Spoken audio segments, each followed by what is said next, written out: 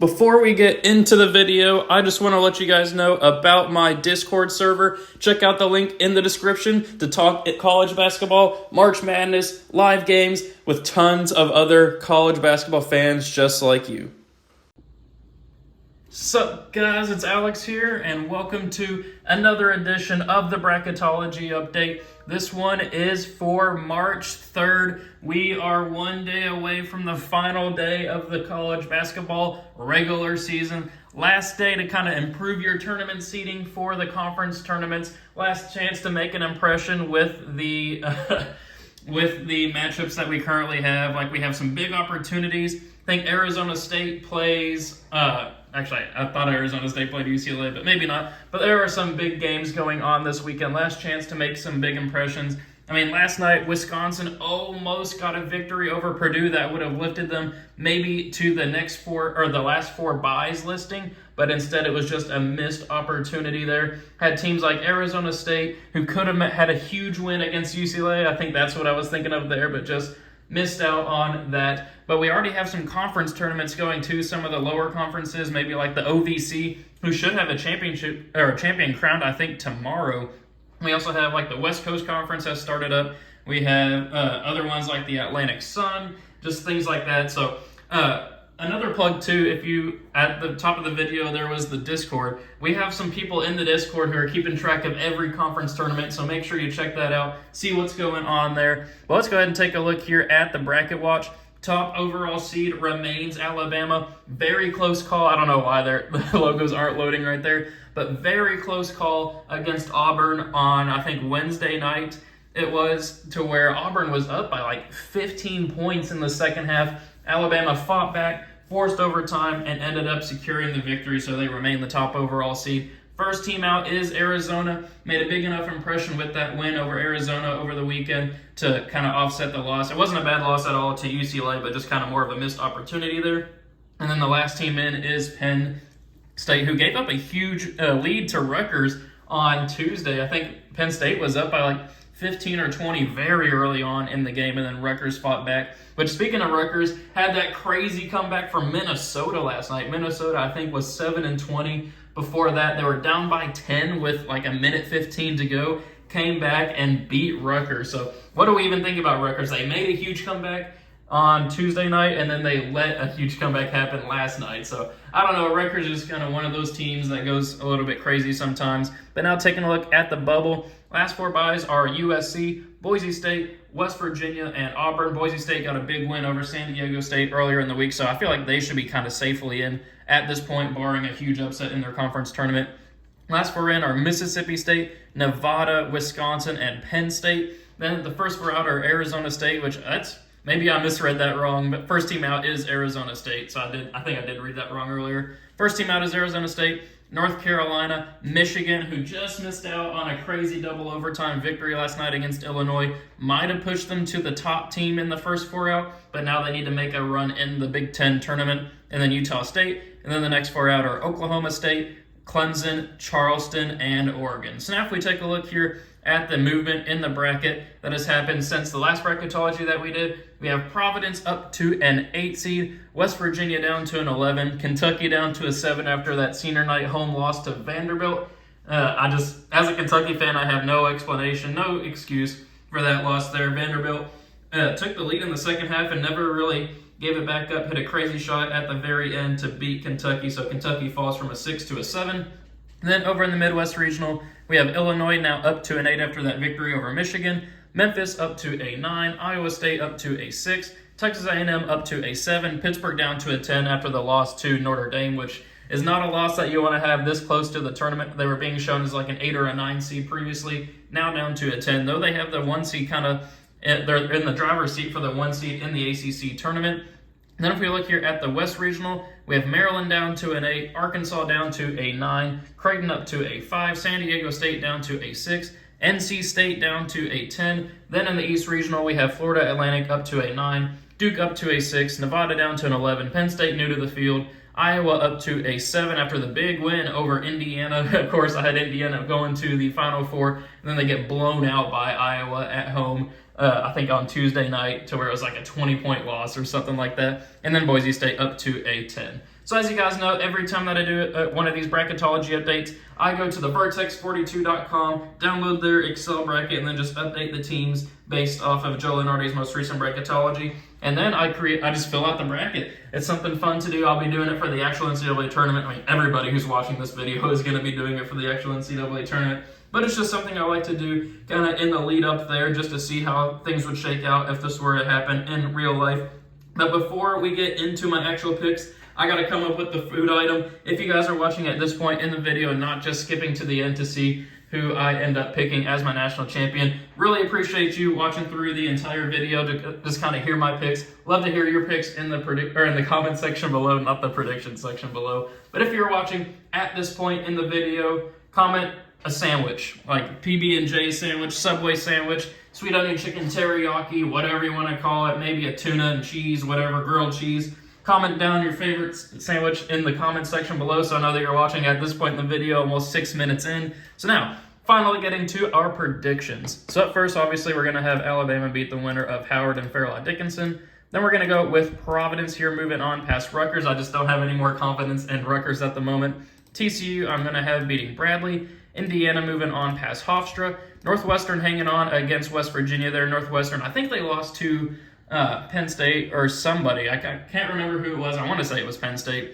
I might be wrong on that one, though. Then we have Marquette beating Furman, Kentucky hanging on past USC, and then Baylor beating Kennesaw State. So no upsets here in the first round in this regional. First spot in the Sweet 16, we will have Alabama here moving on past Providence, Indiana hanging on past TCU, Marquette moving on past Northwestern, and then as much as I want to pick Kentucky to move on past Baylor, I just don't see that happening. I got Baylor advancing on there. So then for a spot in the Elite Eight, Alabama, Indiana. I mean, normally I've been picking Indiana to win that matchup. I still feel like Indiana could pull out the victory there. But after that home loss to Iowa by 20, after Alabama came back and beat Auburn, I think you do have to go with Alabama moving on there to the Elite Eight and beating Indiana, which sets up Marquette and Baylor. And I'm going to go with Marquette moving on there. Shaka Smart squad, number 6 in the nation right now. Big East champions. I believe in this team, and I'm even going to have them moving on to the Final Four out of this regional. I got Marquette advancing on there. Shaka Smart finally making it all the way back to the Final Four for the first time since his days at VCU.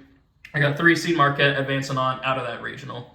So now we go to the top right. We're going to have Kansas moving on past Texas A&M Corpus Christi. Illinois moving on past Memphis. If I can pick Illinois there we go. Then we're going to go St. Mary's over VCU. Xavier over Yale. Auburn pulling off the upset over Iowa State.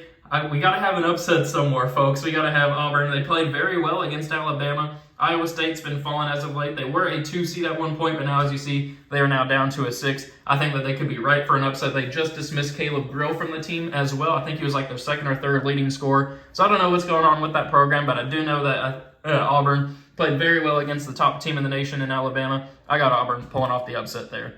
So then we'll have Gonzaga beating the Fighting Toothpaste. Then we'll have Texas A&M beating Pittsburgh, and then UCLA moving on past Youngstown State. Then for a spot in the Sweet 16, Kansas will move on past Illinois.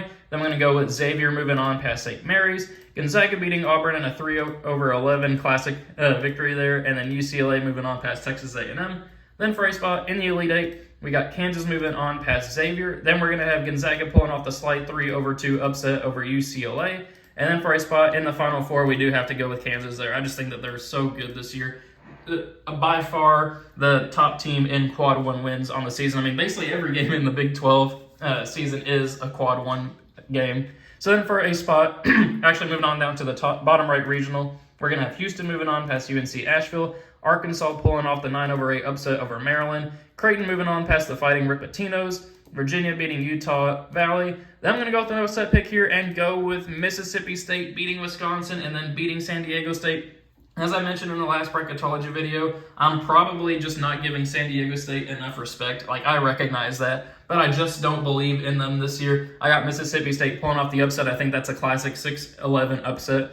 Then we're going to have Arizona beat UC Irvine, Michigan State moving on past NC State, and then Kansas State beating Vermont. Then for a spot in the Sweet 16, we got Houston moving on past Arkansas, Creighton pulling off the slight 5/4 upset over Virginia. Arizona moving on past Mississippi State/Wisconsin. And then I got to do it again. Michigan State pulling off the 7/2 upset over Kansas State. I've had it the past couple of bracketologies. I'll just keep it going. I believe in Kansas State a lot, but maybe not against Michigan State there. But for a spot in the Elite Eight, we are going to go with Houston moving on past Creighton. And I'm going to go with Michigan State doing it again, moving on to the Elite Eight, but then falling here to Houston. I mean, in the last bracketology I did, Michigan State was on that left side of the bracket, had them go to the national championship game, but now they're falling here in the Elite Eight. It's just the way that the brackets are set up. It just matters who you're bracketed with. That's why this bracketology is just so important.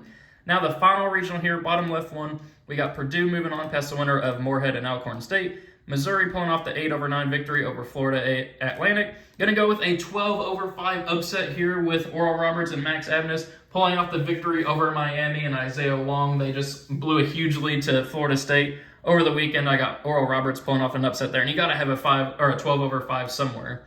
Then we got Connecticut moving on past Toledo, Duke beating the winner of Nevada and Penn State, Tennessee moving on past Southern Miss, Iowa beating Boise State, and then Texas beating Eastern Washington.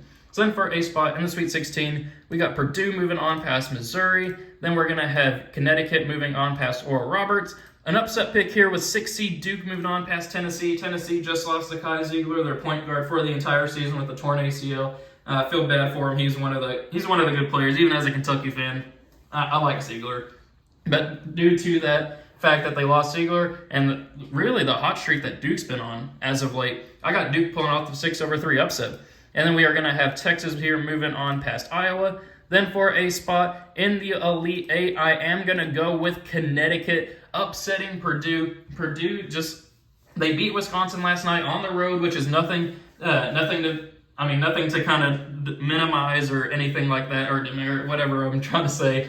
But Purdue just hasn't been playing the same as of late. I think Connecticut's getting back into their early season form, and they've been on a roll lately. I got Connecticut pulling off the 4/1 upset, where they will face Duke, who I have moving on past Texas, pulling off a 6/2 upset. So we have a 4 versus a 6 here in this regional for a spot in the Final Four. And I'm going to go with the